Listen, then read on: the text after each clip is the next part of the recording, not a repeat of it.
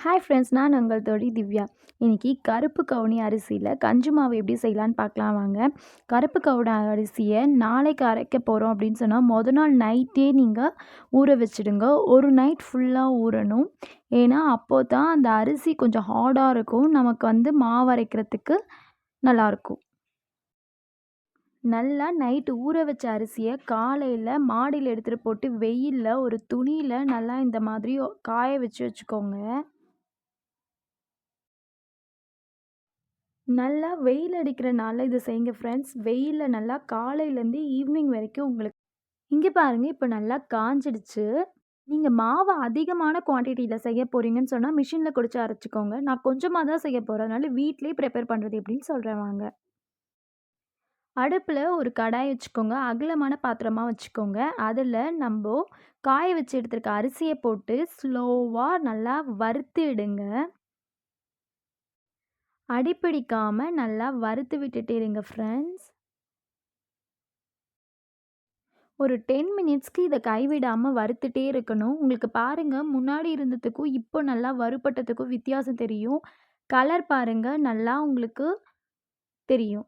நல்லா இந்த அளவுக்கு வறுபட்டதுக்கு அப்புறமா நம்ம அடுப்ப ஆஃப் பண்ணிடலாம். இது நல்லா ஆறட்டும். அதுக்கப்புறமா அது ஒரு மிக்ஸர் ஜார்ல மாத்திக்கோங்க. ஃபர்ஸ்ட்டு அரைக்கும்போது இந்த மாரி தான் ஒரு மாரி திரி திரியா இருக்கும் ஃப்ரெண்ட்ஸ். ஒரு 2, 3 தடவ நல்லா போடுங்க. பவுடரா வேணும்னு சொன்னீங்கன்னா, நீங்க மிஷின்ல குடுத்து அரைச்சா தான் வரும். நான் ஓரளவுக்கு முழுங்குற பதத்துல இருந்தா போதுன்றதுக்காக இந்த பதத்துல அரைச்சுக்கிட்டேன். நாம இத ஒரு நியூஸ் பேப்பர் போட்டு நல்லா ஆறட்டும். அதுக்கப்புறம் ஒரு பாக்ஸ்ல போட்டு ஸ்டோர் பண்ணி வச்சுக்கோங்க. மாவு ரெடி ஆயிடுச்சு. இப்ப கஞ்சி ரெடி பண்ண வேணாமா? நான் அடுத்த நாள் அதுதான் சாப்பிட்டேன் காலையில. உங்களுக்கு இந்த கஞ்சி எப்படி செய்யலான்னு குயிக்கா சொல்றேன். வாங்க பார்க்கலாம்.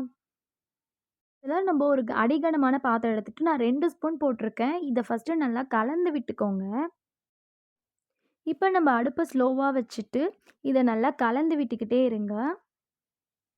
உங்களுக்கு இது ஒரு 10 மினிட்ஸ்லயே ரெடி ஆயிடும். ஏன்னா, நம்ம மாவ வெயில்ல காய வச்சு, நம்ப அத வறுத்து அரைச்சிருக்கோன்றதுனால சீக்கிரமாவே வெந்துரும். இங்க பாருங்க, நம்மளோட கஞ்சி நல்லா வெந்துட்டுருக்கு. கலந்து விட்டுக்கிட்டே இருங்க. அடி பிடிக்காம மட்டும் கொஞ்சம் பார்த்துக்கோங்க. இந்த மாரி வெந்ததுக்கு அப்புறமா நம்ம அடுப்ப ஆஃப் பண்ணலாம். நம்மளோட எம்மியான கஞ்சி இதோ ரெடி ஆயிடுச்சு.